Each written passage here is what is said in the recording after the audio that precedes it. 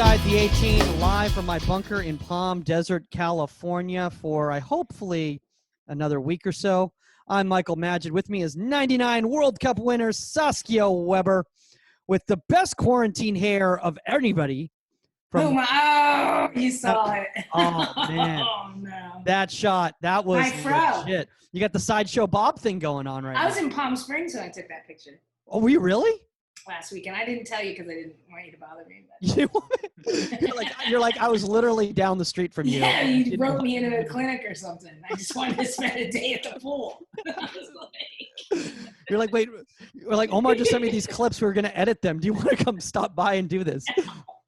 Speaking of Omar, Omar Zini, you know him as Pro GK Academy, but joining us is Darrin MacLeod, goalkeeping director for Sporting KC Academy. What's up, man? Welcome to what you asked for. It's good to have like social interaction with people outside of the club and like meet new faces. So, well, welcome. I'm sure you might regret that about an hour. To give a little backstory, Darrin is actually a listener. He's an insider. And, I was thinking about just kind of what's been going on right now with like the opening of the country. And, we're starting to run sessions. And I remember I'd chatted with Darrin a little bit about trying to check out some of his sessions that he'd done recently with Sporting KC and what he was sending to them to do during the quarantine. And I was like, oh my gosh, this is now the time to start talking about this stuff on the air, because I think that there's a lot of people out there who are starting to open up in certain parts of the country, certain parts not as much. And we want people to be safe about it, basically. Oh, and hold on. Jeez. Sorry, Omar cracks me up. Yeah, Omar. Sorry, guys. No, keep going. So, for those of you guys who are listening right now and you cannot see, Omar has just put on in the background a picture of Darrin cradling a ball. Yeah, but it looks like he's got Omar in a headlock with the other arm. and then there's a young man with quarantine hair to the left of him. Hey, my hair was fabulous. Lay off. And Sideshow Bob, kind of. A little bit. I still can't believe you were like down the street and you're like, nah, I'm good. Not stupid. I'm good. Guys, if you by the way, if you want to be an insider just like Darrin, guys, all you got to do is leave a review, rate, review, and subscribe. Leave a fantastic review. It literally takes 10 seconds out of your day, and it gets you on the show. Basically, that's what you do. When people like Darrin reach out and they say they're big fans of the show, and we go, we have something that we need to do on a Wednesday at 2:00, and he goes, I'm down with that. Let's make it happen. That's how you end up on the show, guys. All right, let's just get into today's topic, guys. Today's topic is periodization post-quarantine. I love that word. Periodization? Yeah. Does it sound? There's a long story behind it. I can't send that one, but go ahead. Oh, wait. Okay, hold on. Is there a long story? Is it like an appropriate? No, it's not a long story. It's just I just hear it all the time. Periodization. I'm like, what? Well, we had the talk on Monday on the GKIQ episode that Omar and I did on Monday, Memorial Day, about coach talk and how there's just such a common practice of coaches just talking in coach talk, and it's almost like a foreign language, and like kids are completely lost, and then all they do is parrot back to us what we've told them in the past, what we've regurgitated, but they don't really understand what we're talking about. So, right. I can see where you're coming from on the periodization. With that being said, Darrin, what is periodization? I mean, I agree. I think periodization is one of those words in like the coaching realm that's thrown away. Like so much into everyone, it means their own thing. I kind of look at it, if you're looking at it as like a teacher in school, it's your curriculum. It's how you decide to break things up, and every level kind of requires you to periodize your sessions different. I know we might talk about it later, but a college coach's periodization plan might look different than an academy's periodization plan. And even with us, like within our academy, kind of our pre-academy U12 up to U15, we kind of have a developmental periodization plan, and then your U17s up would be kind of your performance-based as they're kind of forming into that professional schedule. And for me, making those, they look completely different. But I guess as a goalkeeper coach, is kind of how you run through your topics, making sure you meet the demands of the individual goalkeepers with their IDP plans, but also making sure you're hitting all the topics that you want to. So. See, I love the fact you just brought up IDP plans, because that was that's another coach talk one right there. That I've said that before to people, and they're like, I don't know what you're talking about in any way whatsoever. Can you just break down? I thought you just like train kids. Isn't that what you do? That sounds very, very fancy. What you're talking about right there. So let's talk about that in regards to the periodization, because we talked about, you're talking about the different sections and everything like that. Saskia, what has been your issues in the past with periodization? And I mean, honestly, just asking you as we get into this topic, because this is going to be a very different periodization program for people than they're used to. You just keep saying that word because you just know the word. Because I'm trying to. It's like a trigger. It's like a trigger word. By the way, it's like I'm getting a twitch. I don't have any problem with periodization or anything. I just hate the word. It's just I hear it over and over and over again. Like, trust me, and it just, I don't even know what to say. Like, okay. Yes, every goalkeeper needs to, and every coach needs to set up a curriculum, and for every age group and every different level of keepers that they have. You can't just technically wing it. You can, I mean, but if you have a beginning, middle, and end, and a process in mind, where you want these players to reach, and how that affects and works with the team in itself, like that's several different steps. It's not only are you working on certain things the goalkeepers need to work on in a progressive manner, but you have to work that into whatever the team's curriculum is, and so it's a multi-step process. So I want to ask Omar here, because I saw Omar's been starting to post, because he's having some sessions, staying safe, but starting to have some sessions in areas where it is okay to do it. Are you finding, first off, because you're in a very different boat than Darrin, for instance, or Saskia, who are at kind of an established clubs, you're doing more of a private training type of situation. Are you finding everyone's kind of at a different level right now, and it's making it very difficult to put together a session, like a template of sessions?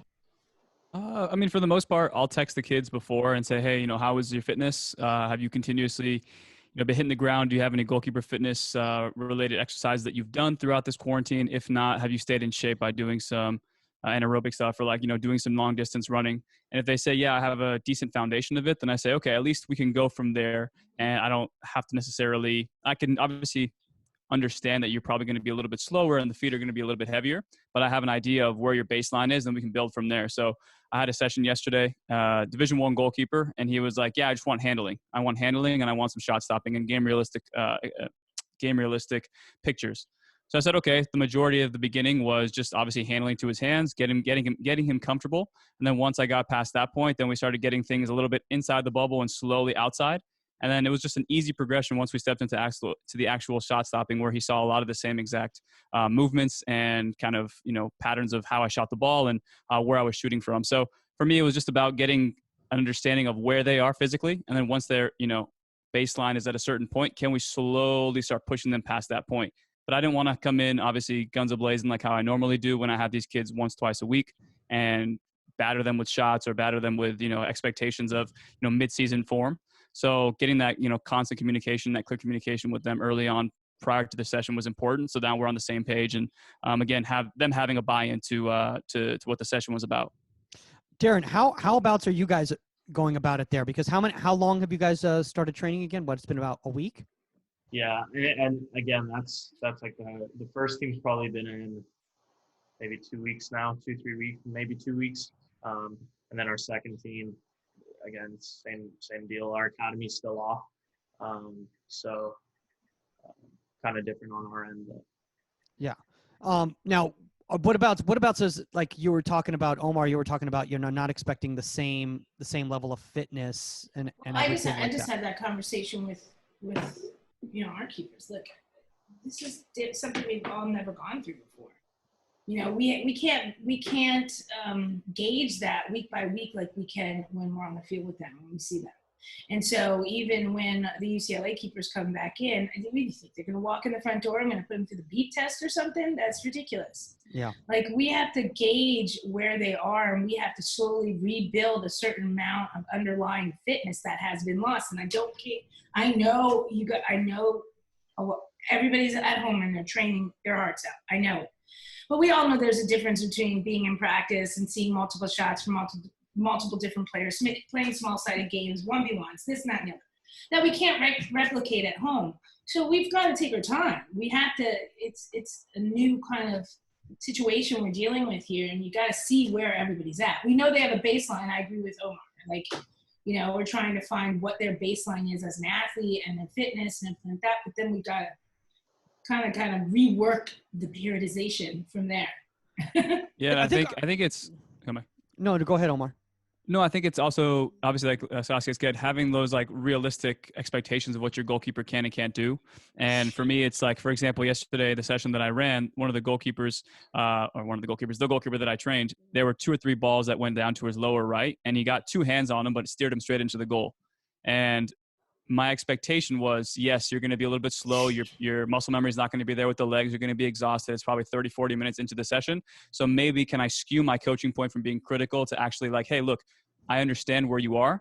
But remember, when you're not at full capacity in terms of your goalkeeper fitness, can we really emphasize the mini details of seeing the ball all the way through, keeping that hand-eye coordination, and really getting back to the basics. So I think as much as it is for our session structure to be skewed in a certain way, our communication and what we decide to break down and when we decide to stop our sessions is equally as important.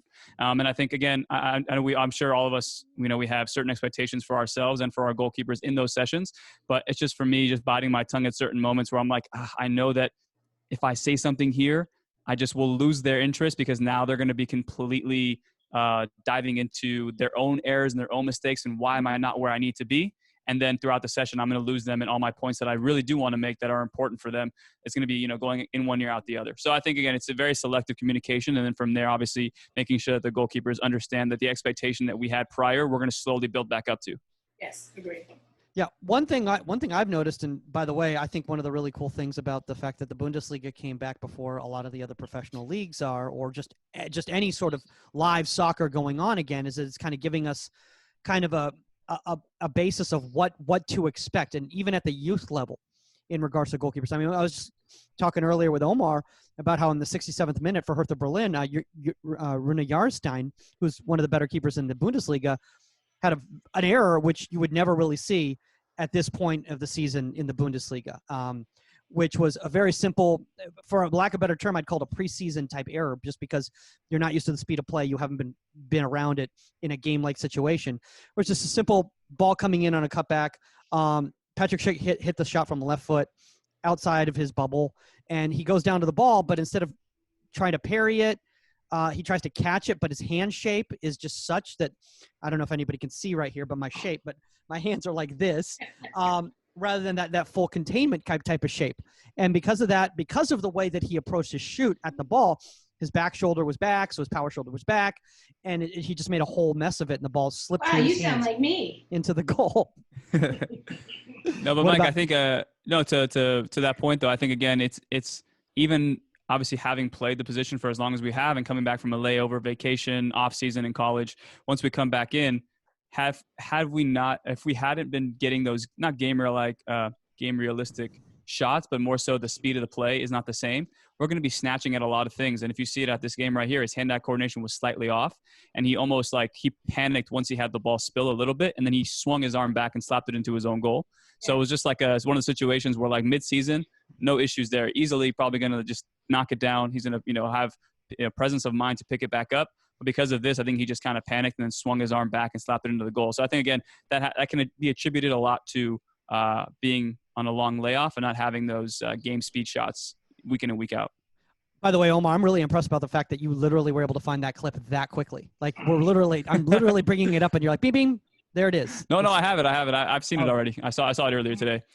But that's what I'm saying, though. And Darrin, I want to ask you this question too, and Saskia as well. And it's just at what point as a coach are you making, okay, look, I know it's been a long layover, but there's expectations that you have to meet, and that's not acceptable. Like, I'm sure you're walking those fine lines with those little pieces of communication throughout every session, right? Yeah. Well, unlike you, I haven't seen any players yet. We'll talk about that off air. But no, go ahead, Darrin. No, I was just going to say, Omar, I think one of the points that stuck out to me that you made was there's naturally going to be kind of a re-entry phase with your players. And one of the things you have to recognize is everyone's going to be at a different place. One of the things I've said with our guys is at the end of the day, they might not be as sharp as they should, but their fitness should be where it should be. And then one of the blessings of this time is for you to refine skills that you may not work on. Like we've been sitting down and having tactical discussions, and maybe this is an opportunity for kids to work on their IDP plans. We've gone through IDP plans with each player and recognizing, hey, what do you have at your disposal right now, and what can you do in terms of your individual development. As a club, like we've provided them with, in my opinion, more than enough. It's a delicate balance, right? You want to provide the guys with enough resources and kind of Zoom calls, keep them engaged and keep them ticking, but at the same time, you can't overload them too. I think myself, I would say I have a tendency that, look, we're training every single day, so why can't we have a Zoom call every single day and things like that? It's finding that balance, but once you jump back into the sessions, I don't think your standard needs to drop. For me, it's the way you communicate it, and that's the point for me that you hit was the big one. I think you don't let their standard drop, but the way that you communicate it, it might look different. And saying, look, that's, I expect you to hold that save or push it into a good area, but the way you convey that message, recognizing that they might still be in a re-entry phase, maybe you say it in a certain manner, but then as you amp it up, you're still hitting that standard, but then it's communicated in a different way. I think I totally agree. I totally agree with you. I feel that if you have that fitness space, we can work from there. I don't want you to come back into camp and I got to get you fit. Okay. Cause we need that time as coaches to get your timing, your hands, your fast twitch muscles and everything else. So no, you better come in fit. The one thing you can do is be fit. And that just doesn't mean, and when I say that, I don't mean you should be able to run a marathon tomorrow. I mean, your anaerobics got to be fit. Like get up, get down, get up, get down. There's no reason, like I know not at the intensity that we train, but I still know, I told you guys this last week, I want my goalkeepers hitting the ground. Their bodies can't go through that shock where all of a sudden we get back in and we're in a small sided game and we're doing 1v1s and you haven't hit the ground in 3 months. Like hit the ground, like go jump off the stairs and land on the ground. Do whatever you have to do, but hit the ground. I also think that my mentality moving into what I'm going to have to deal with is going to have to be smaller sets and sharper sets. Because where I would like it would be like, okay, you've got 6 reps. I want them sharp, quick, with everything you have. Like I said, I don't want to have to get you fit through this. I want you to focus on technique, tactics, and quality. And then I can build up to longer sets and longer reps and everything from there. Instead of going, okay, here, we're going to do 12 reps. And then the 7th rep, they're dying and everything goes to crap. Like I'd rather have sharp, and then build it up as the days and weeks go on and get there. That would be my mentality. I like a lot of things. Oh, go ahead. No, I just want to build off of what Darrin was saying earlier about kind of dressing your communication up in a way where it's obviously you have the same expectation, but how you word it and how you frame it is obviously in a way where the expectation is slowly going to build back to where it is. But I think it's also, to build off that point, it's kind of an opportunity for us as coaches as well as the goalkeepers we're training to, like we said earlier, get them back to the basics, but not just remembering the basics, but can they verbalize the basics? Like, for example, yesterday, instead of me giving Derek the answer of like, hey, your hand-eye coordination was off because you didn't see it all the way through because you're so used to it being automatic, I could have asked him, hey, so tell me the issue of where you are in midseason form to where you are now. What caused that mistake or what caused that goal? And now they're having to reverse engineer in their own head of like, oh, you know what? I didn't see it all the way through because I'm just so used to sticking an arm down and that's it. There's no issues. So I think if we can, like Darrin said, is find a way to not only say it in a right way, but flip it so like now they're having to think.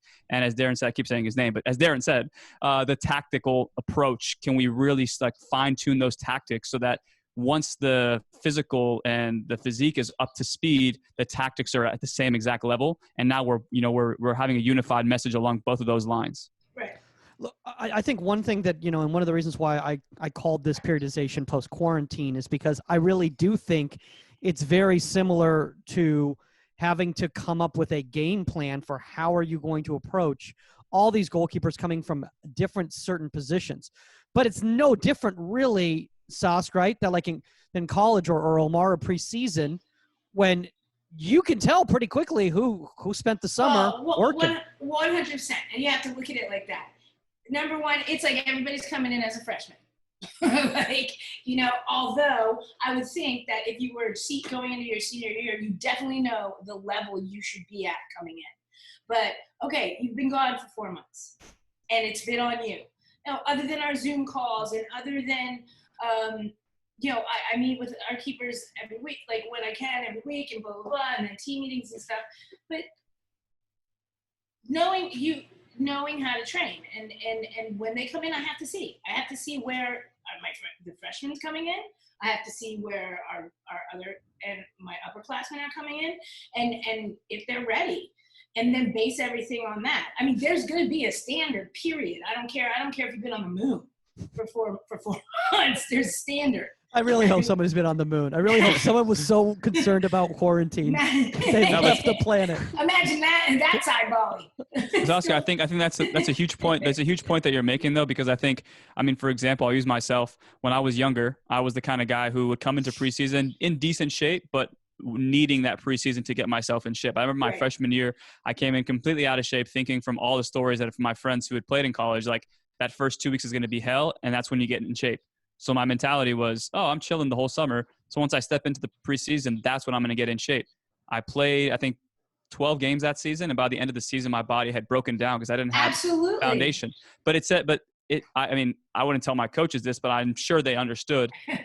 Them seeing me as I got older and older and older, being exposed from coming back from winter vacation one time. It was like winter quarter. I came back like 20 pounds overweight because I was like, I had a good fall season. Whatever, I'll chill. I went on a vacation. I ate a lot. I came back and I couldn't train the first 3 weeks of training with the team. They put me inside the gym doing bicycle workouts with our other coach, our goalkeeper coach, he was trying to get in shape too. So it was just like they saw that you only were able to use the bicycle. That was it. They said my goalkeeper coach. I remember vividly. He came up to us on our first like 7 a.m. scrimmage, and he came up to me. He said, "You understand that like this is your only training session for the next month, right?" I'm like, "What do you mean?" He's like, "Yeah, we've discussed, and you need to lose about 20 pounds, and there's no way that you're going to step on this field again until you do." You'll get hurt. First of all, you'll get hurt. True. Like you're going to injure yourself, bottom line, or your body will fall apart at some point because your body's not used to carrying the extra weight. You're not flexible. You're not there. And if you're asking your body to do something in your mind you think you can do that and your body is not ready for, you will get hurt. Yeah. And so, I'm spoiled because there's no way in hell that I would ever walk into residency with the national team thinking, I'll get in shape while I'm here before the World Cup. You know what I mean? Like, Tony and them would be like, yeah, here's your plane ticket home. We played at different levels, but the point I was trying to make, Mike, on that is that I think this quarantine and like everyone coming back into the team setting and all that stuff, it's going to give us coaches the ability to have those honest conversations with those goalkeepers and say, look, your priorities and your planning, and there are certain habits that you had during this quarantine that obviously did not line up with your aspirations of being a professional goalkeeper or Division I goalkeeper. And we need to have those honest conversations now, just like my goalkeeper coach had with me after my freshman year. He laid into me and said, you have aspirations to play. Like you're fat, you're out of shape. You have no sense of understanding of a planning outside of our team structure. So I'm being real with you. There's no chance you're going to play professionally. Yeah. And I mean, he was right, but that's what I'm saying. Like, this is a good opportunity again with the communication, not just on the field, but off the field of like, look, you came in out of shape. Like what kind of a message do you think that sends to me, your teammates, the head coach? Like, do you take this seriously? And then from there, they have to like reverse, really understand specifically what their goals are. I can tell you right now, with one of my keepers, I already know she's like ridiculously fit, probably fitter than I haven't known her that long, probably fitter than she's ever been. I know she dropped 15 pounds. She's my starting keeper. I know that she has been working her ass off, whether she's goalkeeper, like really, really, really, but I know she's fit. And I know she's done her due diligence to walk back in here this summer and be ready to take it to the top and win a national championship. And I'm aware of that. And the other keepers, I've talked to them as well. But like you said, you can't, it's going to be interesting because it's not all going to be like that. I don't know. Like, what if, the freshman comes in 20 pounds overweight because she doesn't know how to train on her own. And she doesn't have that. I'm not saying that's who it is. I'm just giving a hypothetical. So I'm pretty sure I know her and she'll come in fit as hell. But I'm just saying, like, we don't know. But it is a time. Darrin can attest, being with an academy, it's going to be some interesting conversations with people. Go ahead, Darrin. I was just going to say that, I mean, that's one of the biggest messages that we've said to our guys is, as coaches, this is an opportunity for us to really see who has kind of that intrinsic drive to them. There are pieces, I'm sure you guys have seen as well, like you come across goalkeepers who are good goalkeepers, but they don't have that kind of DNA to them, where if they don't have the structure of a normal training session or things like that, you really quickly, and I see it with my guys, I mean, I think I'm up to like 15 or 16 goalkeepers throughout our age group. You can see a big difference to which guys I would identify on our kind of pro pathway based on their engagement over this time. Yes, we're providing them with resources to try and keep them at a certain level. But like I said, up to you. Yeah, at the end of the day, you can see which kids are just doing it to do it, just to kind of get by with what the coach's expectations are. Check off the box. Yeah, but then you can also see the kids who are like, hey, it's the same thing as coaches. Like, we want to be back on the field, but let's utilize what's going on right now and better ourselves. Whether that as coaches is watching film, planning sessions, the goalkeeper should be doing the exact same thing. And you can quickly realize which kids are most serious about it and want to be pros and which ones don't. And that's in an academy environment as well. Like, when you ask every single kid at an MLS academy what their goal is, I almost guarantee you every single one says, I want to be a pro. But then you can visit that and be like, if you want to be a pro, do your actions during this time. Right. Reflect what you're telling me. And it is a good testament. And I tell my club kids that. I'm like, you can go through the motions, guys. You can technically do your technique app, or you can do your wall work. I'm not standing over your shoulder. Your parents aren't standing over your shoulder. We have our virtual training sessions and stuff. It's hard for me to tell. It's like Sesame Street. 10 kids are doing 10 different things, and Mike's been on Sesame Street. Like, you got a server, you got a wall, you don't have one, you got this. It's like a debacle. So it's like, but at the end of the day, what are you doing? Like, how hard are you working? And if you come to me, like, you have to deal with Darrin and say, this is my path is I want to be a pro soccer player. Well, that comes from inside as well. We can give you all the tools, and we can give you the facilities and the coaches and everything like that.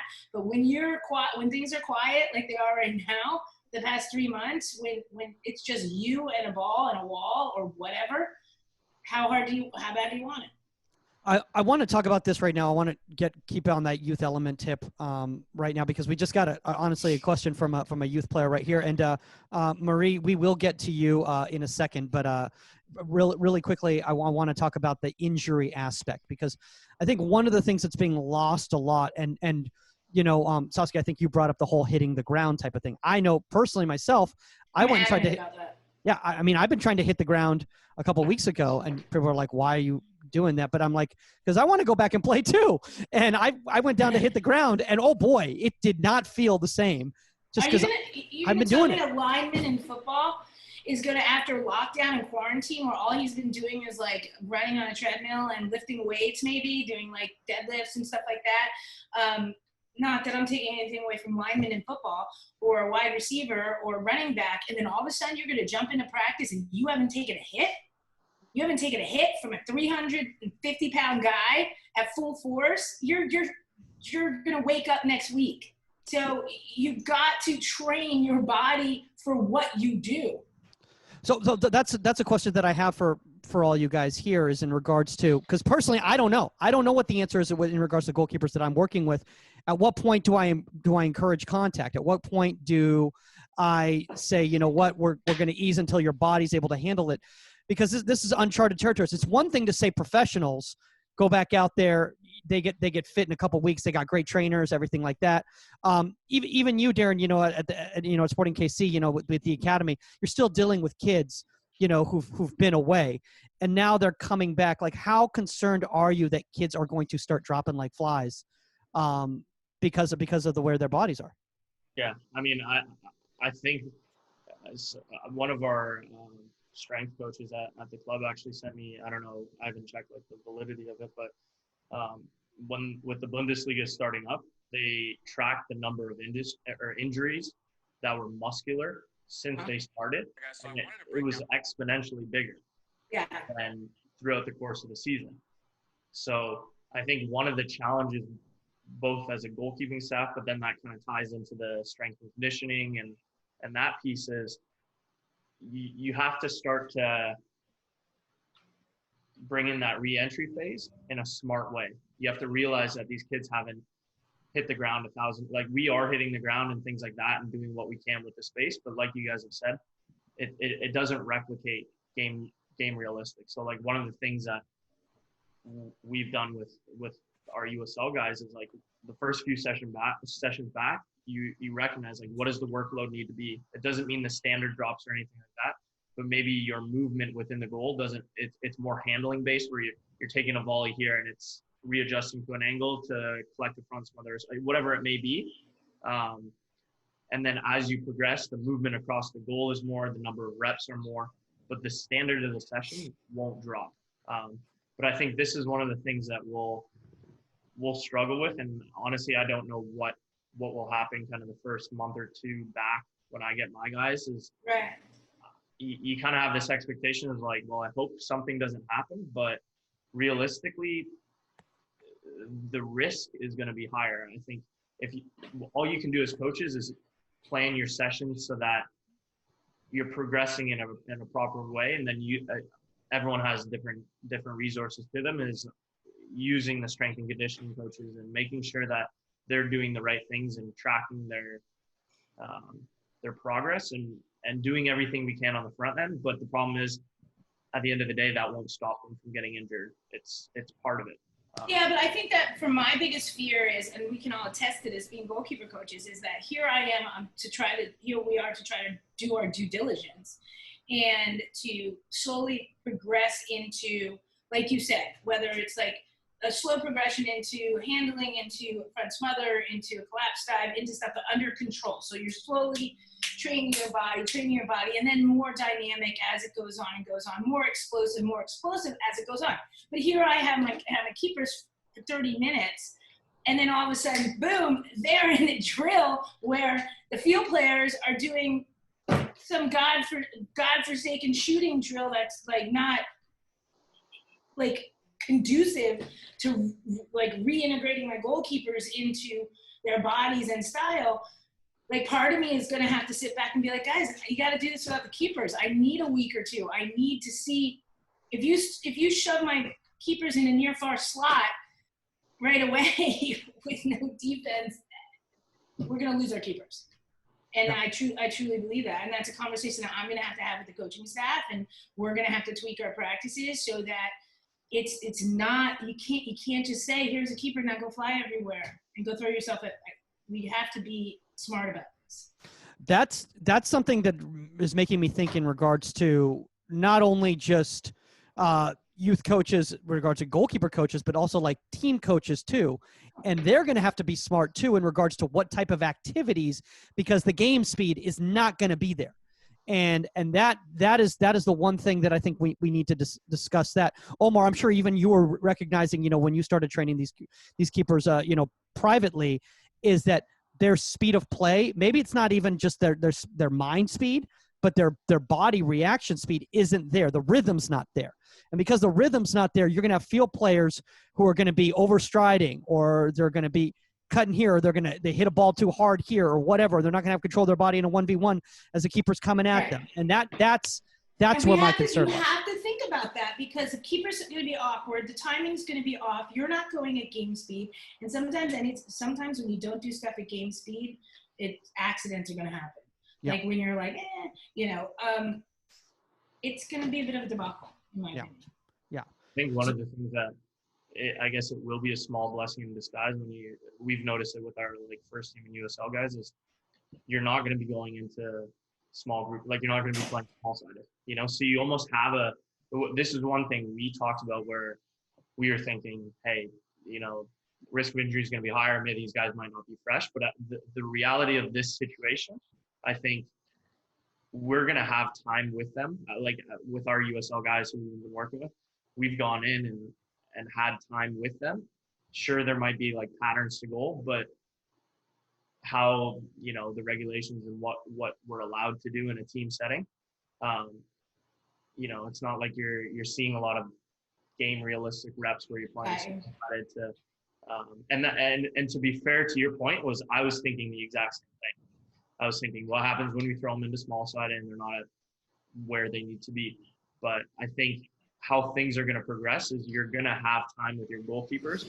Yes, you'll maybe be incorporated. There's sessions where the team doesn't even use the goalkeepers. But the reality of it is if they're not doing patterns to goal or building out the back, there's not a whole lot that the team's going to be doing with them. A lot of it is individual fitness with the players and technical base. They kind of say, look, this is a time period for you to get your keepers going again. And then hopefully as the re-entry phases go on, we'll still have that foundation that we've built with them based on how this quarantine is on. That when we get into small side and things like that, hopefully we're at that point where they've hit the ground, their bodies are used to it, they're back kind of closer to the game speed, and then you introduce the realism of the game. I mean, obviously you have that in your sessions, but then you introduce the field players to that. Omar, I want to come back to what you were saying in regards to when you were talking to the D1 keeper in regards to how to approach things. And we discussed language quite a bit. And Darrin, you'd said something earlier in regards to recognizing certain things going on in your session, but not actually vocalizing them, not verbalizing them to your goalkeepers, more like putting them in your mindset in a database so that you're aware of it or whatever, but you don't want to affect the session. So, Omar, what I want to know of you is you're doing more of a privates as opposed to, being with a professional, an academy or with a college or whatever. Do you go about that the same way? Because there's a lot of people who are listening to this who are private coaches. They run their private academies and they're not a college coach, and youth club is kind of its own animal in its own. So I think it's I mean, if anybody watches any of my sessions, you know that I'm very fast paced. I don't have very much patience on and off the field. So I'm just go to try and get these goalkeepers to obviously they pay me a certain amount. So I want them to, in my head is I need to show them that what they're paying is justified. And I need to make sure that they get the constant reps that I feel they deserve. So sometimes that lack of patience can really hurt the goalkeepers that I work with because of a lack of, hey, let's actually have a conversation about what just happened versus me throwing you in to do another rep to see if we can fix it. So I think for me and for any young coaches out there who are stepping into kind of the grassroots game or, doing private sessions, is just be patient. Don't, as much as we want our goalkeepers not to have the same expectations of themselves when they train, us as coaches have to do the exact same thing of we have an expectation of moving at a certain pace, but can we see how we can give our goalkeepers a little bit of a bigger break, but not let that break just be an idle break, but an actual conversation, or can we work on a different piece of their game, the social aspect, the tactical side of things. So for me, that's been the biggest piece for me, is just understanding how can I get something out of the goalkeepers without challenging their bodies too much, and then be patient enough to, when I get them on their 5th or 6th session back, now I have an idea of where they are physically and their rhythm is coming back and their strength is coming back, and the little actions that we're asking of their body physically are back up to speed. So I think that's probably my best advice for anybody out there, and for my own experiences at least. But look, one thing I want to bring up here before we get back to Darrin here is that a lot of times, and we discussed this again on Monday, is that goalkeepers are trying to appease the goalkeeper coach. they're trying to satisfy us rather than recognize that we're there for their benefit. So what I'm worried about, like Darrin, is like, you know, you're working with youth players, you know, who are very high level youth players who want to be pros, and they want to show you they're pros. So they're going to come out that first session and they're going to go, no, I want another rep. I want another more, because kids think more is better. They can't understand, you know, pace, right? Yeah, I mean, I'm probably guilty of it as well. Like when I played, and I see with our kids, I've always been on the side of, you know, if kids want extra reps, or if one of the things that I see is like, I'm sure Omar, if you've done it as well, is like, say you finish on a poor rep that you don't handle cleanly or something, you want to finish on a good one or something. Depending on the situation, I usually let the goalkeeper take that extra rep. But if they're just taking reps to take reps, especially kind of in this re-entry phase, depending on what the session plan is and the allotted time that we have with them, I might knock it down. But to be fair, like, I guess I'm the kind of goalkeeper coach where if a goalkeeper wants extra reps and it works in the session, I have no problem with it. But one of the things that I've learned, and obviously I'm new in my kind of coaching journey, I've kind of taken my coaching talk based on what I liked and what I didn't like. You have your goalkeeper coaches who are just kind of giving you like the hairdryer treatment and things like that. Like Omar said, like, these are good moments to have the kids facilitate their own learning. What's a hairdryer treatment? You know, like that was a new one. I like. No, I honestly didn't know, but I was just going to nod my head and be like, yeah, sure, no, why like not? Maybe that's a Canadian thing. I don't know. I might have to use this one.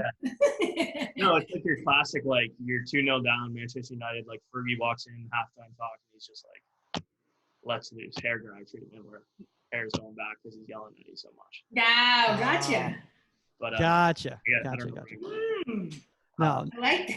But one of the things that I look to do is, and I think, Omar, this is kind of the point you're making, is one of the things as coaches, the way we communicate it, and a lot of it is like question based.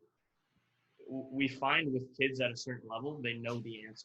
Like when I'm working with one of our U15 goalkeepers, I don't need to tell him like, hey, that's what needs to be held, or things like you get to a certain level where you know the standard and you know what it looks like. So then you start to talk through the technical side of things. It's like, hey, okay,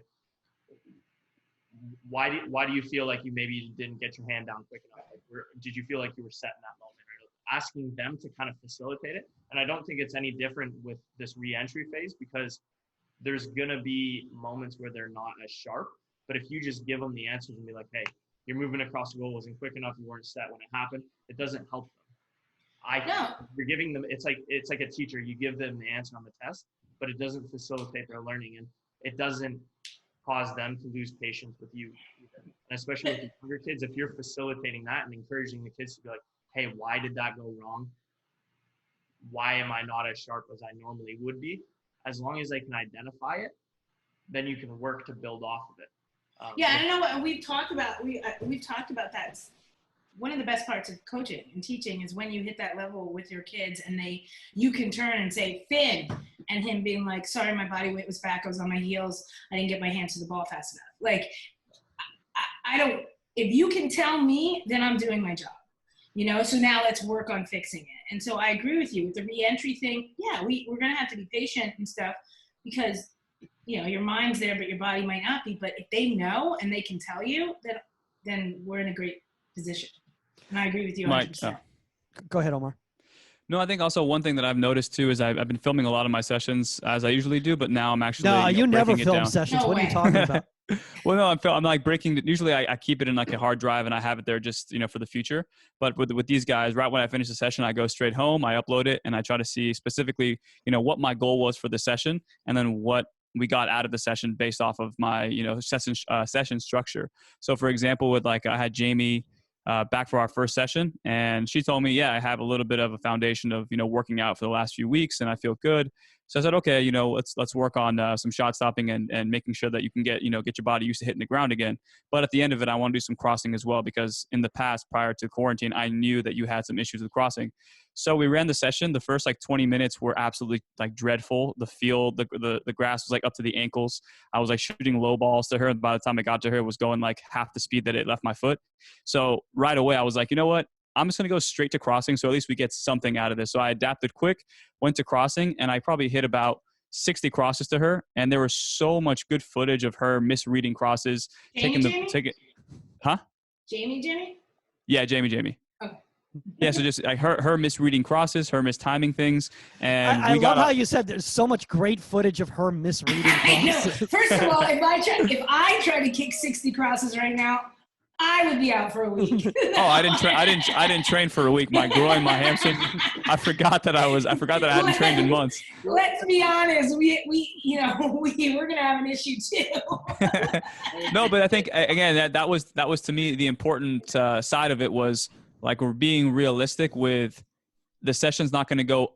For me at least, it was like adapting. Like, okay, this session's not going to go as planned, like I wanted it to, because maybe I'm trying to do and implement way too many like new things that I heard from coaches and webinars and stuff. So what's like the one thing that I can take out of this session without killing her body and without essentially just hurting both of us by, putting her through drills where she's like, there were times where she's like guessing and leaning and moving. And it was like, I'm telling you where the ball's going, but the ball's also going like 20 miles an hour less than it should be going. So let's actually just like take a step back and get to like the substance that we can get out of the session. So peeled it back a little bit. We got a lot from the crosses. I sent her the footage, and within the session now, she's actually gained hopefully some substantial information about her starting points, her initial step, where she goes. Can she be more patient? So again, what I'm trying to say is like certain goalkeeper coaches, when you go out there, the session's not going to be pretty right away, but if you have an idea of what it is that you can kind of get to with the goalkeepers, is kind of expose certain weaknesses that they've had if you've worked with them in the past, kind of revert to that. So at least you're getting the tactical side of things, and the footage is there to show them like, this is what it looks like. Now, when you actually get back to full speed, can we implement these little tips and tricks that we've learned from the first session back? Well, I think you brought up a good point that we have to discuss. All you like weekend warriors, or all you goalkeeper coaches out there that have been as bored as a lot of us have, and have watched all these things on the internet and webinars and this and that, and are just biting at the bit to get back in there, like slow it. Like go back to basics. Because number one, like I said, you'll probably be on a stretcher by the end of the week yourselves. But number two, we get it. We all want to get back in there and we want to go full. We're all biting at the bit for that. But I agree. Like, slow it down. Go back to basics. Like, you had to go just to crosses with Janie. Awesome. Which she needs to work on. Hi, Jane. And stuff. But good. Slow it down. It doesn't have to be everything. You don't have to have some monumental session, your first session back with like, collapse dives and breakaways and crosses and everything. Slow it down, everybody. Slow it down. Let's just get our bodies back to where they need to be. You guys brought up something that I didn't even think about whatsoever. And just, I love it when I get those like mind blown type experiences on the show. But basically what do goalkeeper coaches need to do to get themselves ready to get back on the field? No, because I hadn't even thought about that fact, because the thing is that like, some people have been staying fit, but they haven't been staying goalkeeper coach fit. And we know what a goalkeeper coach fit is, and that's hip flexibility. That's hip mobility. Omar just rolling. Don't. He's like, oh God, no. Do not hit 60 crosses. But I think it's tough though, because I think from both sides, and like I think the essentially the point of all of this is that making sure that the patience and the big picture is there. And I'm sure, Darrin, because you have I don't know how many days of the week you have your goalkeepers, but understanding the big picture of like, we're not trying to take, one big bite at this. We're trying to take little increments to get you get you guys back to where you need to be. So I kind of understanding that and reverse engineering from that final goal, and understanding that your session structure should align to that, and the periodization should align to what you eventually want to get to. that should be the number one thing. And especially for coaches as well, your organization is really going to be tested. How organized are you prior to your sessions? How organized are you to even have that, feedback with the players, and like have those conversations with the players before training sessions, those text message exchanges with them, and say, hey, how are you feeling? What do you think we can do? And I know, Saskia, Darrin, you've coached in college as well? No, I went like straight from playing professionally into this role. So. Okay. Well, in college, we have the same exact thing. And you've played in college. So, you have an idea of when the starting goalkeeper, we have a game on a Monday, the next game's on a Wednesday, we're texting them that night and saying, hey, how's your body feeling? Or even, the next morning, Tuesday morning, hey, how's your body feeling? The coach wants you to come in today and just get some, shots to the hands. You think you can do that? If not, no worries. Stay indoors, get the ice bath, get your body rested, and then we'll see you on Wednesday. So it's just having those open and transparent conversations with those goalkeepers to understand where their psyche is, where their physical side of the game is at. And then once we have that all into like a database, we can make a much better educational decision.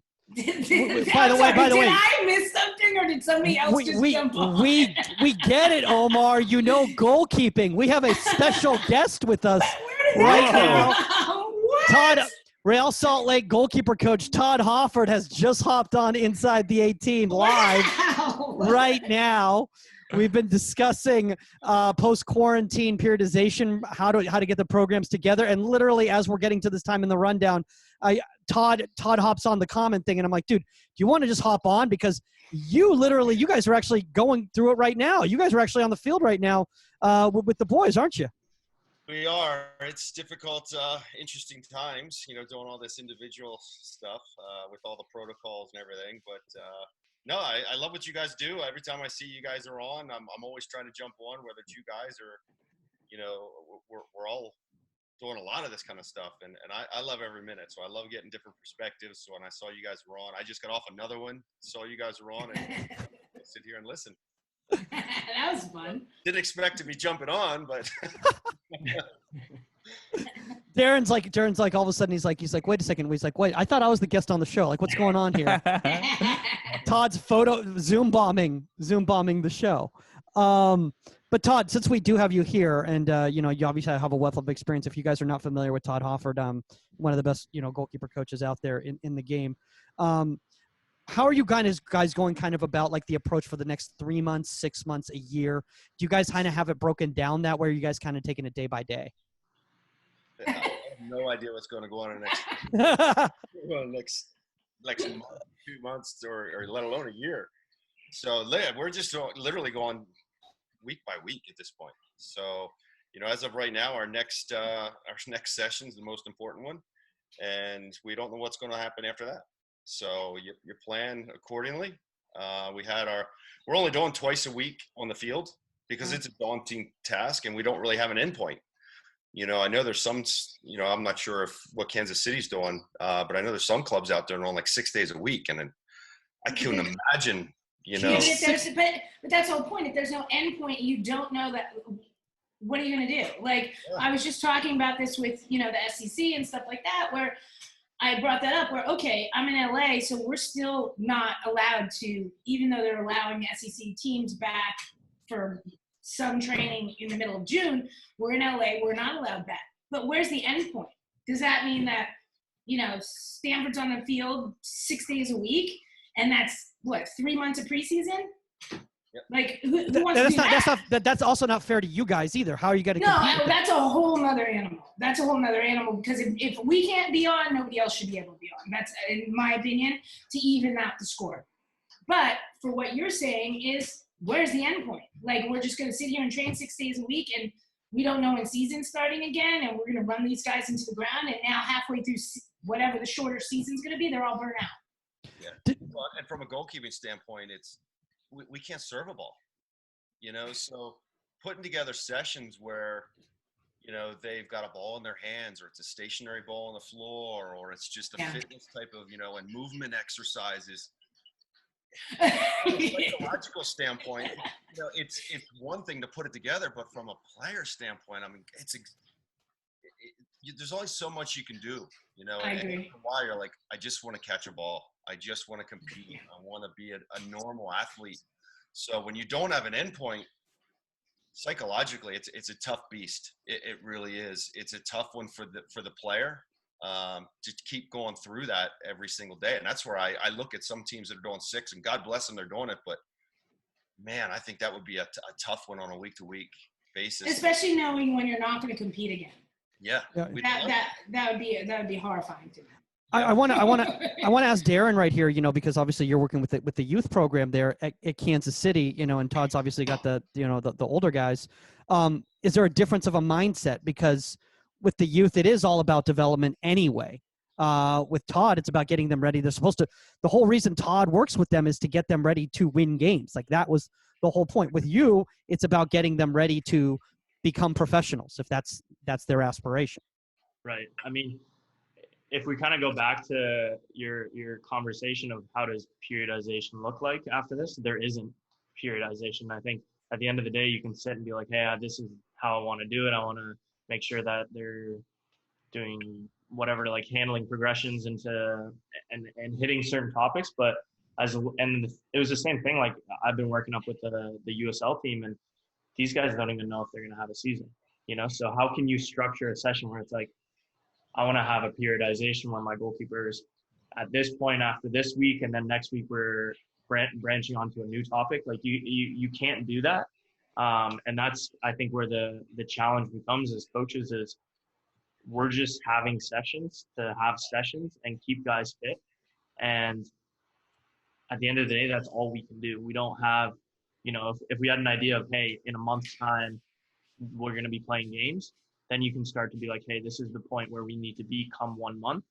But when we don't have that idea, it's tough for us to even have like a periodization plan. And it's different, obviously, with Todd, like with the pro program with the academy. But as you saw, like the academy started their own league, but in terms of what that schedule looks like, it's the same thing. You want to get the guys ready for when that competition starts, but we don't know when that is. But and I agree that you can't just train to train, like indefinitely. It doesn't work that way. Like, yes, you can come in for preseason, you can get people who do fitness testing and everything, see where people are at, but there's always a point to it. There's always like, how are we building to the start of the season? How are we building to that first game against so-and-so? And what are we looking at? And who are the teams we're playing against? And let's watch videos. And there's a method to all the madness. It's not just let's go out and practice every day. You can't do that. Like there has to be a build-up, there has to be a tapering, there has to be everything. And if you're just blindly going in, hey, we're allowed to practice, but I guess we're just going to train for a year and maybe play a game, even at a club level, even at an academy level. No kid wants to do that either. You have to have competition. There's a point to playing soccer. It's not just going out on a field and training. But that's got to be in. That's like, for instance, Omar, like right now you're working with individuals, right? I've been working with individuals during quarantine and obviously prior to quarantine. They have to have specific individual goals. Otherwise, they're going to get complacent in regards to their training. They're going to get static. They're not going to move forward. They'll probably plateau because they don't want to push to that next level. So like, what do you say to them to keep them motivated? And I know this has been a big topic of quarantine in general for all 5 of us here, is what do we keep saying to our goalkeepers to keep them invested and connected and wanting to keep growing? Obviously, Todd, for you, they want to keep, making a living. That's the incentive. That's the incentive there. They want to be able to buy that next car. I'm sure there's more than that. Yeah, there's probably more than that. Look, I just want to buy a next car. How about that? Omar, I'm throwing that to you, dude. Oh, no, I think he's watching Todd, 2007 UEFA Super Cup right now. No, but I think it's important. Like I was talking to Connor O'Keefe, who's a content creator on the goalkeeping side, and it's like essentially following his journey through the professional ranks, and he's putting out constantly every week sessions of him. Hey, this is what I've realized I'm not good at. Quick feet to a low ball, and if I have my dad or my brother or someone out there to throw me that ball after I complete the footwork, then I at least have a goal, a substantive goal for that week that I'm trying to meet. So I think it's just those conversations to those goalkeepers of like, look, you need to tell me specifically after watching your own footage, reflecting on your games and your career thus far, what are certain things that you're not good at and you really want to try and get better at? So whether that's crossing, can I can you show me some clips, Mike, from YouTube of crosses from a game, that either your game or professional game? And at the same time, when we get into our sessions now, where your mom or your dad are out there, have them throw some balls, and let's work on your timing and patience and all the little things that we can try and get better at. So that once they're actually, in competitive environments again, all of those little technical and tactical points that they've, really honed in on are stuff that they can recall. And I think it's kind of simple, but at the same time too, it's just, we talked about earlier, finding out the kids that really want it and the ones who are just showing up to be there. And you need to get to the point where they have that buy-in, and us as coaches, we need to obviously kind of give them that little nudge. But at the same time too, it's being realistic with, there's no end date to this, but in the meantime, what can we do with the time that we know we have? Yeah. Look, one thing is, like, I've done probably, close to 50 virtual private sessions during the quarantine, because I'm a crazy person, and apparently, I enjoy doing that. I'm the only human being that you know does. why I didn't tell him I was in Palm Springs. But the kids that reach out to do that kind of stuff, you don't need to reach out to them, because those are the kids that already have it internally. It's more of when we come back to the field, and Todd, obviously for you, it's a different story, because they're motivated by the fact that they're already professionals and adults. But like for Darrin and Saskia and Omar and I, working with the youth players, it's the ones that didn't reach out that,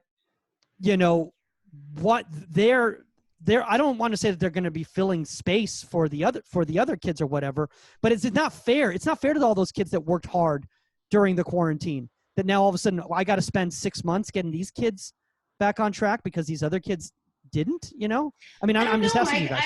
I don't know, Mike. I don't necessarily think it's that black and white. Okay. I think that, yes, there are kids that are like gung-ho, like, let me train my soccer every day and do my goalkeeping and my footwork and my technique up and let me do my wall work and blah, blah, blah. And there are other kids that I know that are training and running and are fit as heck, but are doing other things, and I'm fine with it.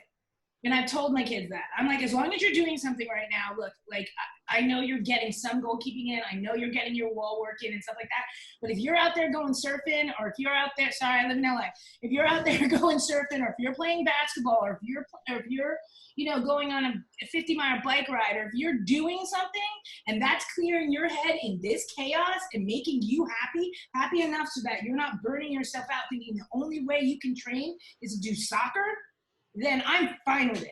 Okay, I'm fine with it. Yes, they might be a little bit behind timing-wise, but as long as you're fit and your mind's okay with me and you're clear, then I can work with that. Todd, I want to ask you, because while you're here, and we were just talking earlier about the Bundesliga and how the amount of injuries that they're having in the first couple of weeks of coming back.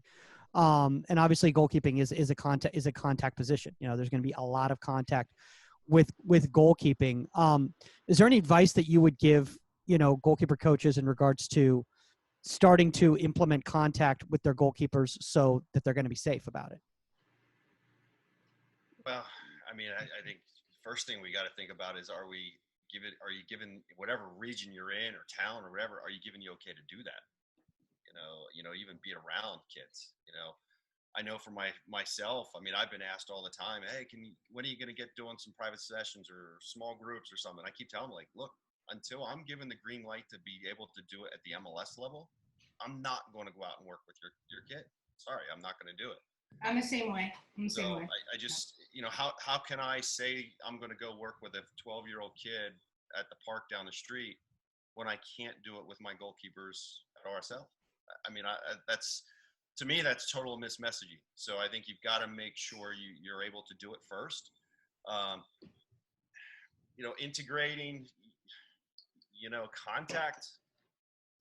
I think if you just got to go about it the normal way you would train your goalkeepers, I don't think I certainly, when we start integrating into that small group and large group, I'm not going to do it any differently now than I would have, say, in the preseason where they're coming in, that first week. So I don't think there's a special serum or a way to go about it now that's going to be any different, than you would any other time when they're kind of getting themselves back in. Now, is that saying that you're going to go in and do a full fitness session or something the first session you've had them back? No, but you wouldn't do that in the preseason either. You're going to wean them kind of back in. So, if you look at it like whenever that is, we're back into our normal training. If you look at that as, hey, this is the first session you're back, say from a summer break, that's the way you kind of implement it. So I would look at it just like that. Because in all honesty, I'm not sure how, Darrin or Saskia is going to look at it when they start getting back into their teams. But that's the way I'm approaching it. Me too. I'm approaching my first session is going to be like day one of preseason.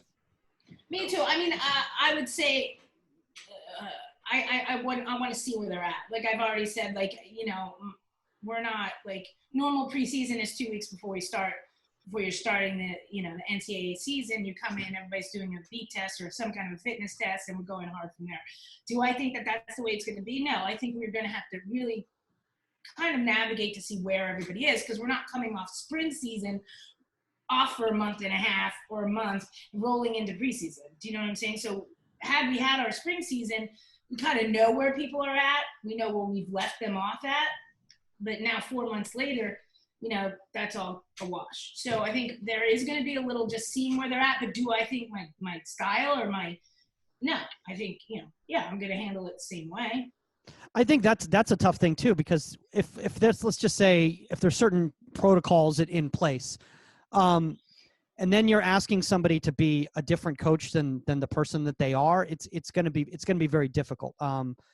I know for me personally, if I'm not myself, it's hard for me to coach, because it doesn't feel natural. It doesn't feel comfortable, like if Omar doesn't have, 17 different video breakdowns going on at his session, it's hard for him to coach.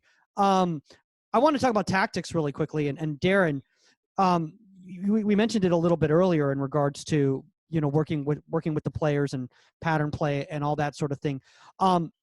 Is there a point in tactics when there is no end result right now? Like if the kids don't have a season, is it better off just to work on just the goalkeepers, just, working on technical elements until you can incorporate them with the other players, or what? Yeah, I think it goes back to the point that Todd makes. Your session shouldn't change too much in terms of what your preseason looks like under the parameters that we're given. If we can introduce tactical elements, then of course, why wouldn't we? While still working on our technical bit beforehand.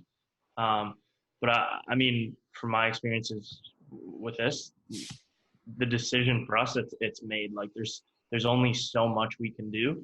But I think one of the things that we can do, at least for me, like an academy standpoint, like we've utilized this time to maybe do something that we maybe haven't looked at. Like with our U12s through 15s, we're walking through and doing clips. Well, each week we've had them sitting down with our pro guys as well. Like we might have a U12 with a 15, 17 and a pro guy.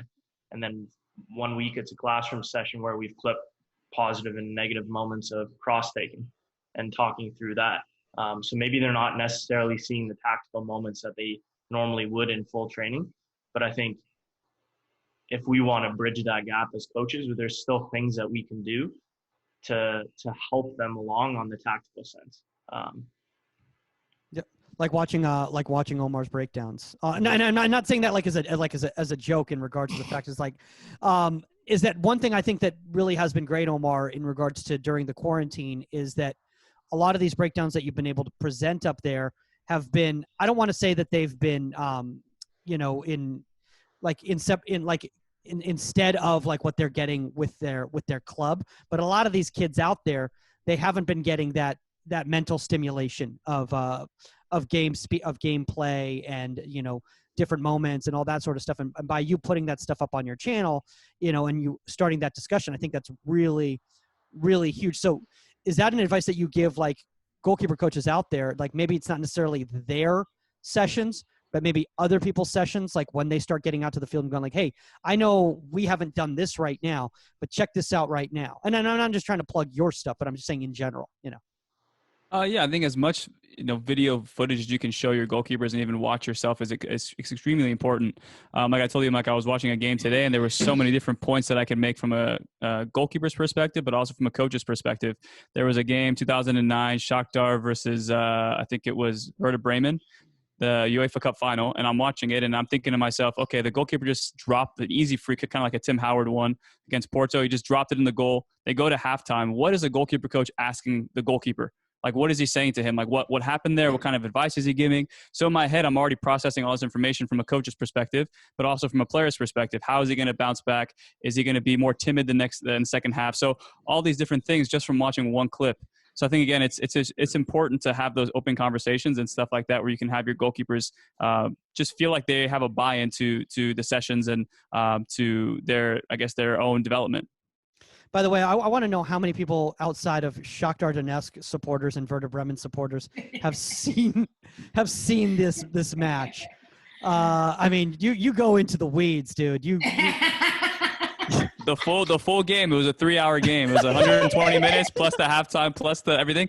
I watched the whole thing. I mean, to me, it's just fun. Honestly, like I everything. This is all I've done. This is all I did growing up, is just watch all these games and just take like tactical, like monkey see, monkey do. Like I saw Schmeichel do some crazy stuff. I tried to do it, realized it wasn't for me, but I was able to just try new things because I saw it on TV. Not the Danish catch. I'll never do that. But I think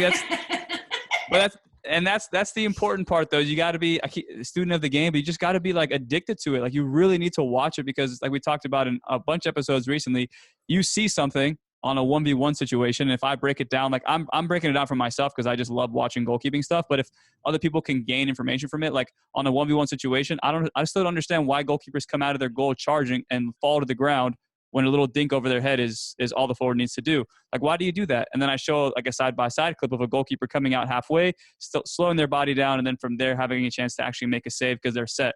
So like you show those two clips, now a young goalkeeper will see that and go, oh, wow, when I actually step back onto the field, I'm probably not going to be the one rushing out. I'm going to come out halfway, set, and then make a reaction save. So just those visual cues and the mental recall that you can have in those moments. Man, I got to watch this game because it must be one of the greatest games of all time. 3 hours? 3 hours. Can I share my screen real quick? I have one. I'm sorry. No. Yes, you can share your screen. Hold on. Saskia, please. We almost got through it. No, I'm sorry. One more. I promise. As long as it's not me on that screen. This is why Darrin and Todd showed up. What do we got? Okay. You are obviously a single guy. You have 3 hours to watch the afternoon. What you got? If I know. You're obviously. Can you see, Mike? Yeah, I can see. Okay. So this is what I'm talking about. Again, like all this stuff had to happen, but like his starting point is so high that by the time the ball gets through, like he just comes out and just falls. So to me, it's just like shot on a flip phone. What was this thing? It's old school. So like the referee almost gets hit with the ball. So I guess that is probably an issue, but ball comes all the way through. Okay, from this back angle too. So I'm watching this as a goalkeeper and I'm going, okay, I need to be checked in the entire time. Oh crap. Okay, now I'm activated and now I'm screwed. Look, he does the limbo. He does the limbo. Oh, that's the limbo. There was no anticipation 2 passes before it. He was out of position, and then all of a sudden he's like, oh, all right, what do I do? I'm in no man's land. Let me just run at him. It was just bad. And the thing is though, is like if I just watch this one clip, I'm like, okay, I can, really be critical about it. But then I watch the whole game and his starting points are so advanced and he's such a aggressive goalkeeper. So to me, this was no surprise, but it now is a reminder as a goalkeeper, if I'm watching this, I go, you know what? Maybe I should probably have in certain situations a high starting point because of, the space in between my center backs and myself. But when there's not that much space between my center backs and myself, maybe I should have a little bit of a deeper starting position so at least I can revert back to something versus being caught up here and then the ball gets through like a whole crowd. Like, well, again, watch this one. He almost hits the referee. Oh, look at the ref. Look at the ref. He's like, but still, look at his body language before that pass is even made. He's like, so yeah, exactly. Look at the thing is so passive. He's just whatever.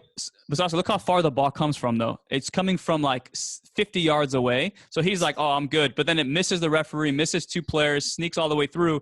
And instead of, right there, I probably would have just dropped off. But he just is so aggressive on everything, not just this, everything. As the shot is coming in certain situations, he's almost like running towards the forward and never getting set. I don't know if that's like a German thing. I don't know what it is. But I'm seeing that, and I'm just like, you know what? If I was a goalkeeper, most likely I'm dropping. Everybody, I'm Dutch. Hold on. Let me take off. Wait. Oh, good Lord. Oh, good Lord. Sorry. With more clips. No, I will also, I'm not crazy about his approach either. Look at his angle. Look at his angle. Look at his angle. We'll watch it. We'll rewatch it. Well, he's totally on his. Oh, we can have a whole hour just on this clip.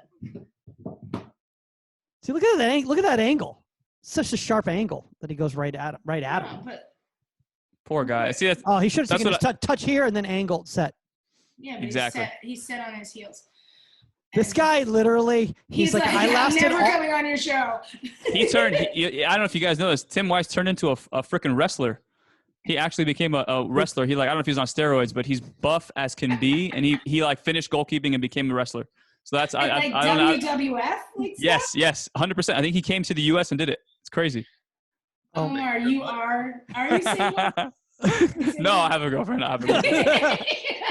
She doesn't know this side of me though. She does her own thing. I do my own thing, and then we. Oh my God! I don't even know where to go from there. Todd, aren't you glad that you hopped in on this Zoom call? Hey, this is great. This is the banter that, as a coach, as a player, this is what the banter you love.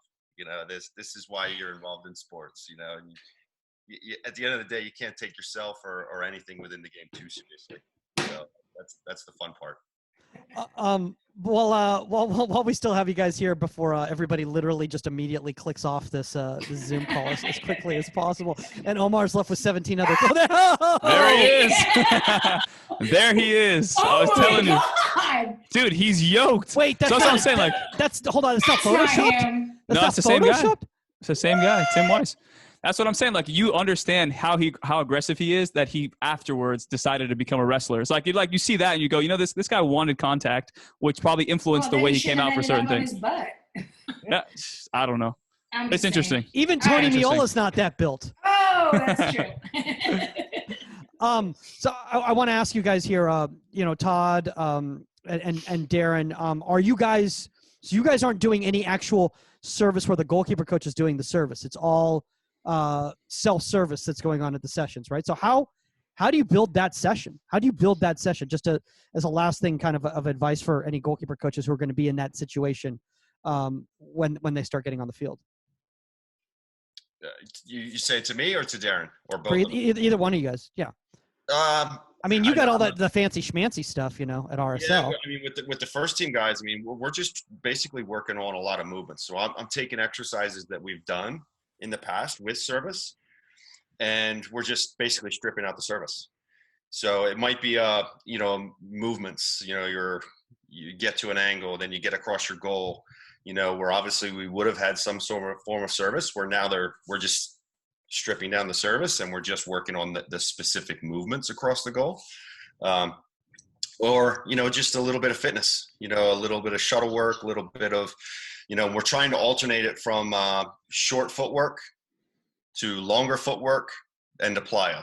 So, and we'll do a little bit of the short footwork, and then the next session we'll do some longer, and then the next session we'll do some plyo, and we'll try to, you know, implement some different things with a ball, but certainly not everything's with a ball. You know I get bored with just doing, you know, some camp routines where you're just, you know, stationary ball, repetitive. And I know those guys, they get bored with that as well. So, and then every once in a while, you know, I know, you know, Saskia was talking about the competition side. You know, at the end of sessions, I'm trying to put, because we operate in 4 quadrants. I'm sure you're probably doing the same thing, Darrin, where you've got 4 people per field. You know, so we're all in close proximity. So we're doing some sort of competition. It might be a shuttle run. It might be, you know, a quick little movement to pass a ball into a goal. So you're trying to bring some of those competitive juices out. You know, it's not going to be every exercise, but we're trying as best we can at some point to do something competitive. Because at the end of the day, that's, as athletes, that's what we're programmed to do. We're programmed to compete. So, I mean, I'm curious to see what, you know, Darrin's doing. You know, I'm sure it's probably something similar, but if he's doing something differently, I'd love to be able to hear what he's doing, and maybe I can implement something like that.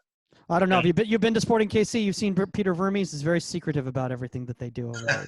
That's the one thing I'll say. Everything's in the house. But I think, I mean, you hit it on the head with that. Like, you can take your sessions that you normally would do, and obviously we might have more at our disposal with rebounders and things like that, but you can take it where normally if you know, take your movement to an angle and normally receive a shot, maybe you're getting set and playing off a rebounder. I know it's not like the most ideal situation, but you can still take your training sessions and implement small little niches to them that they're still getting something out of it. And I actually really like the point that you made with competition. I mean, we're even doing it with our academy guys on Zoom calls, finding little ways to be competitive in a Zoom call, whether it's, you know, we're doing things like juggling competitions, or like how many times can you hit the ground up and down, like in a 30-second span, where they're getting fitness in, they're hitting the ground, and then they're still like getting a competitive piece. In an ideal world, that's not what we want to be doing, but I think it is important that there is a competition piece. Like we have so many sessions through the week with even our academy guys, but throwing in like we have a competition leaderboard where maybe you're giving like 2 points for the guy that has the best technical, like we're doing like technical footwork. Maybe the guy who does the best technical footwork on the day has 2 points. And then the guys get bought into that and they're still engaged and invested, because it's like, oh, I want to, you know, train well and do little things, whether they're doing like tactical calls and giving presentations to us, doing like a artificial like leaderboard.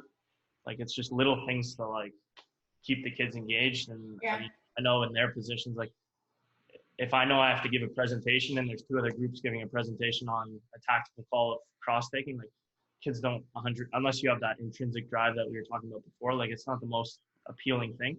But if I know I'm competing against 2 other kids in the academy that are around my age group, it's like, I mean, I've seen these like U12 kids like throwing out PowerPoint presentations, and I'm just like, flipping film, and I'm like, I don't want to know like how much your parents helped you with this, but like, this is top quality stuff. Trust me, they probably don't at all. Yeah. And I tell you, I don't know about you guys, but I'm a big glass half full type of guy. Me too. You know, I'm always looking for the silver lining, you know, and this is why I jumped on. I saw you guys were on. I jumped on. I want to watch because I love listening to like Darrin, to Saskia, to Omar, all these different people that are. Not you, Mike. She's like, but there's so many platforms to learn, you know, and get ideas. And at the end of the day, I think we're all in the same boat. We want to see American goalkeeping get back to where it was. Absolutely. You know, we produced for so many years on the men's and women's side so many high-level goalkeepers, you know, and we've hit a little bit of a lull. You know, there's not a lot, or as many, I should say, in the men's and women's side. That pool's just not as deep as it once was. And for us to kind of all collaborate and get on calls and talk about what we're doing and how we're doing it and gain ideas, and I think it's massive for American goalkeeping. You know, for us as goalkeeper coaches to help produce that next generation, you know, and getting on calls and seeing PowerPoint presentations and things like that, and seeing all these young kids get on, you know, and talk and be more students of the game. And it's not just about the X's and O's all the time or how clean you are with your technique, but are they really learning about the position? You know, and we joke about Omar about having, you know, watching all this stuff, but at the end of the day, I love it. he's putting content out there that these young kids are seeing, and it might be putting questions in their brains and ideas in their brains. And that's going to help us, I think, to be a goalkeeping nation again. And I know, I don't want to speak for you guys, but I know I want to see American goalkeeping get back to where it once was, you know, and I think that starts from the top. That starts from our federation. And I think our federation can do a much better job about the goalkeeping position and kind of the path we are. But I think it's also, we need to take ownership as well as goalkeeper coaches to help, you know, hit the masses. And I think you guys are all doing a great job. And I know I personally, I love every minute. And every time I see one of you guys or anybody else on doing one of these podcasts or Facebook Lives or Instagrams, I'm watching because I want to see what other people are doing and gain ideas. So thank you very much for the content you guys are providing. I mean, Michael and Omar, you guys are leading the charge here. And I think you guys definitely need a round of applause, you know, on many, many different levels. So thanks for what you're doing. Oh, Thank you. boy. Thanks, man. I feel Memorial Day was Monday, but I feel like I thank you for your service. No, I mean, honestly, all of you guys. You're such an idiot. and look, I mean, everybody, guys, everybody's putting their part. You know, I mean, I've been fortunate enough to be able to, guest sit in on some of Saskia's sessions that, you know, she's been doing the Zoom calls with her youth players. And it's look, it's one of those things where like if we're not leading by example, then when the kids get back out there, they're not going to have, and we talked about the whole role models thing, but it's like, we practice what you preach. Practice what you preach. If you're asking your kids to be on there and watching games and breaking stuff down, if you're not doing the same thing, then I think the best thing is what we have to look at and take from this lockdown and everything is, I would have never met you guys. I mean, other than Omar and Michael, but I would have never met you guys. We wouldn't. When would we have met? When would we have been able to sit here and have a conversation? When would we have been able to sit here and have a conversation about this? And our goal, and to get our goalkeepers in this country back to where it once was, is back then our goalkeeper union, our community was so small. And now it's all over the place, but this has been able to make it small again. Like us being able to talk with Blodge and Mulqueen and you guys and so on and so forth. It just ties that all in. So now when kids in St. Louis and here in Jersey, wherever watch, they know we're all together and on the same page, and it makes it small again. And if you guys have a question about a female goalkeeper, you can pick up the phone and call me, where that wouldn't have happened before. Or a male goalkeeper. It doesn't, I don't know why I said female, just in general. So, like, I think bringing us all together through this is probably one of the best gifts to our position. Yeah, I mean, I agree completely, and just just the matter, like even the and kids. Thank you for your service. even the kids that we've met. I've been fortunate to train kids around the country, virtually, and I never would have met them if it weren't for this situation. Maybe they would have been fans of the show, but I probably never would have actually trained them unless I went to that city. And I think we're starting to recognize too how much we can all work with each other, regardless of any sort of physical limitations.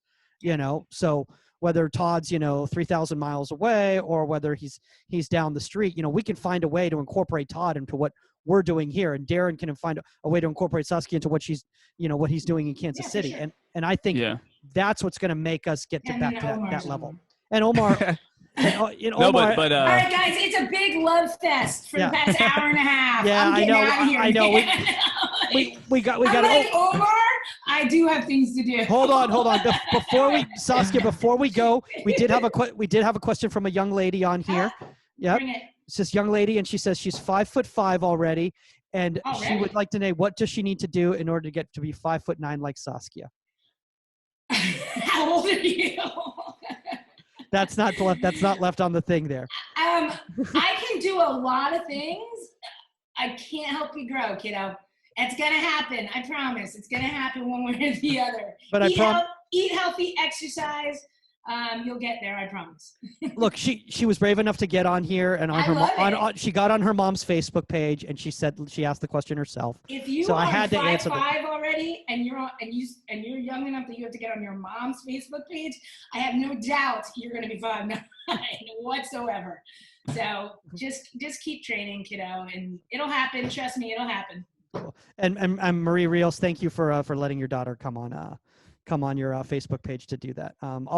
Maybe we'll get you guys in the future, and you can actually ask Saskia in person. All right, guys. If anyone doesn't have anything else to do, that's all the time on Inside the 18. Remember, contact at insidethe18media.com if you have a guest suggestion or a topic suggestion, or at Goalkeeper Podcast on all social media platforms. Darrin, if anybody wants to reach out to Sporting KC or yourself, where's the best place for you? You can send me an email. It's just dmacleod@sportingkc.com. I have social media as well. It's not hard to reach out to me. Kind of like you, Todd, as well. I mean, you can tell the positive thing. We're all students of the game, so I don't care where you are, who you are. If you want to reach out, I'm sure I can learn things from you guys, and vice versa. So it's positive to see things like that. Saskia needs to go, but it's Saskia_Weber on all social medias. 5'9" and growing. 5'9" and growing. Todd, do you want to plug your virtual mentoring program before we go? No, you just keep on doing what you're doing. If somebody wants to reach out and find me, it's pretty easy. I'm the same like Darrin. I mean, you go on Instagram and Facebook. I'm not very good at all that social media. Hey, got you're that- on here. Hey, you got the branding though, dude. You got the hat on. I do, yeah. I like that. Everybody jokes about it, but I like it. So. I think it's a sick logo, dude. I like love it it. too. It's a nice logo. Yeah. Speaking of logos, I think we're going to be launching our new one soon. Yes, we are. We're going to be launching your it probably eye in the out for next that, few you guys. days. It's going to be pretty awesome. And I Shout out apologize for crashing this. I mean, I was anticipating listening to you guys, so it's no intention to actually get on. But so hopefully. Well, when you have a big time MLS goalkeeper coach, just pop on right there and go, "Hey guys, what's going on?" I'm like, "Do you want to come on?" I love it. I wanted to do the Zoom bomb. I've never done it before. Omar, you can reach him at 2007 UEFA Super Cup. Don't confuse them, Mike. Pro GK Cat. Mike, leave the jokes to me. Pro GK Academy _ Omar, any cool clips coming up soon? I do have something next week, which we talked about it right now, the 2009 UEFA Cup final. I actually watched the whole thing, but I broke down more or less every time each goalkeeper touched the ball. So I'm actually going to do a Zoom call, which I'm going to try and invite as many players and coaches as I can and bring one coach and one player, my buddy Armando. I'm not sure who the coach is yet, but bring them on and then just do a breakdown from a coach's perspective of what they saw and from a player's perspective of what they saw and just have like an open discussion forum and then just have a chat. I think that's important to see trends throughout a whole game, not just little highlights here and there. Love it. All right. Sorry, I was distracted. You lost Mike. No, it's a very sweet message just came through. I'll share it with you, Saskia, later. All right, guys, that's all the time on Inside the 18. We're out. We've only been on for 4 hours. Later.